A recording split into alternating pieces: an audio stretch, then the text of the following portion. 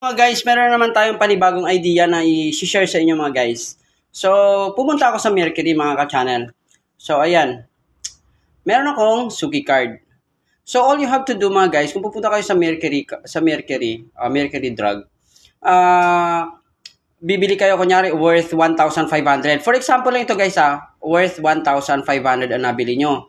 Ngayon, since na nakapanood kayo ng aking channel, ayun, worth 1,500, nag-grocery kayo, bumili kayo ng gamot, ayan, so umabot ng 1,500. Yung gagawin mo guys, pupunta ka dun sa may counter, pwede po ba akong humingi ng Mercury Drug Suki card? Okay.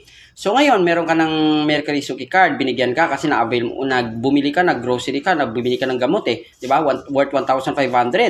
Ngayon, bibigyan ka niya, tapos mayroon ka doon fill upan. Pag fill up mo doon, so ibabalik mo sa kanya ang Suki card na yan, tapos i-register niya doon.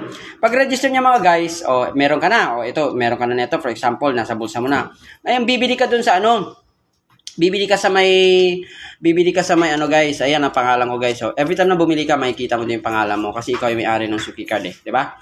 Alright. So mga guys, dahil meron akong Suki card, okay, bumili ako ng gatas. Ang may previous upload mga guys, yung gatas kong binili, na sobrang dami mga guys, worth 660 pesos guys. O, tinan nyo. Ayan. 660 pesos. Alam nyo kung ilang piraso yun guys? Ayan o, tinan nyo. 660. Ayan po guys, 60 pieces. Times 11. 660 pesos na worth. So mga guys, kung bibili kayo sa mga tindahan, magkano ba ang gatas na yun? Nakita nyo naman yung kung anong iniinom ko, di ba? So dito sa Mercury guys, sa Mercury Drug, 11 pesos lang. So super mura mga guys. So nakatipid na kayo, di ba? So 60 pesos ang binili ko. Hindi ko tinitinda yun mga guys iniinom ko yun mismo actual. Yung 660 worth. Okay? Ngayon mga guys, ang na-avail ko na points sa 660 pesos ay, eto guys tinan nyo. Tinan nyo mabuti. 3 points. Kasi ang Suki points previous ko daw ay 34. So, nung bumili ako kaganina bumili ako ng another 660 pesos worth of milk, ang na-earn ko na points ay 3. Okay? So, 3 points. So, for example na lang, no? For example na lang, makapagbili ka ng 300 pesos worth of groceries or medicine, makapag-avail ka ng 1 point. Diba? So, lagay na natin pa-excess na ng 300 pesos worth para sigurado. So, 1 point yon. Okay? So, since na 660 pesos ang aking nabiling milk, nakapag-earn ako ng 3 points. Okay? So, ito mga guys. Ngayon, dahil Christmas mga guys, ito, pansinin nyo, 37 points ang aking balance. Ayan, 37 points. Alright? Ngayon mga guys, kumuha ako nito. Ayan, coin purse ito mga guys. Lagayan ng barya. So kapag meron kang 3 points na ito mga guys 3 points, meron kang isang ganito. Okay? So since na 37 points ang aking points yan mga guys na na-earn, kumuha ako mga guys ninyo. 2, 4,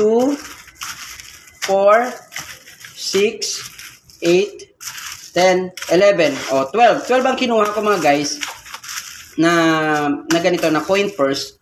Ngayon, 'di ba sulit? Bibigyan mo kaibigan mo ng isa, bibigyan mo sa kaibigan mo isa, pamasko. May lagayan na sila. Ito yung zipper, lagayan ng coins. Yung pera mo ilalagay mo sa bulsa mo, mabigat, 'di ba? Unlike na meron kang coin purse, 'di ba? Ilalagay mo dito. At the same time mga guys, nakapag-share ka pa, naibigyan mo yung kaibigan mo, hindi pa kalat-kalat ang barya niya. Diba mga guys? So, nakapag-earn ka nito while buying on Mercury Drug.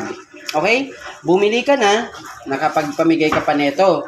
So, yun mga guys, now points. Habang bumibili ka ng mga cheaper na paninda sa may Mercury Drug, nakapag-earn ka ng points, pwede mong ibili ng mga iba't ibang, tulad yung pagpapalit mo, pwede may ballpen, pwede may books, pwedeng umbrella, pwedeng coin purse. So, paborito ko mga guys, coin purse. Kaya, ito yung kinuha ko. Okay? So, yan mga guys, sana nagkaroon kayo ng idea na kapag bumili kayo sa Mercury Drug Store ay napakamura ang, para ka na rin bumili sa grocery. Yung mga grocery supermarket na cheaper ang paninda. At the same time, meron ka pang points para makapagkuha ka ng libre. Ito guys libre. O kung marami kang points, pwede kang kumuha ng payong, pwede kang kumuha ng ballpen, pwede kang kumuha ng books, pwede kang kumuha nito yung mga memorabilia ng Mercury Drug Store. Alright, mga guys. So, maraming salamat sa inyong panonood at sana meron na naman kayo may nadampot na mga informative ideas habang kayo nagbisita sa aking munting channel. Okay? May libre pa akong kalendaryo. Ayan, Mercury calendar. Ayan, oh. Mercury Drug. Alright? So, have a blessed Saturday and syempre, as of course, Merry Christmas everyone!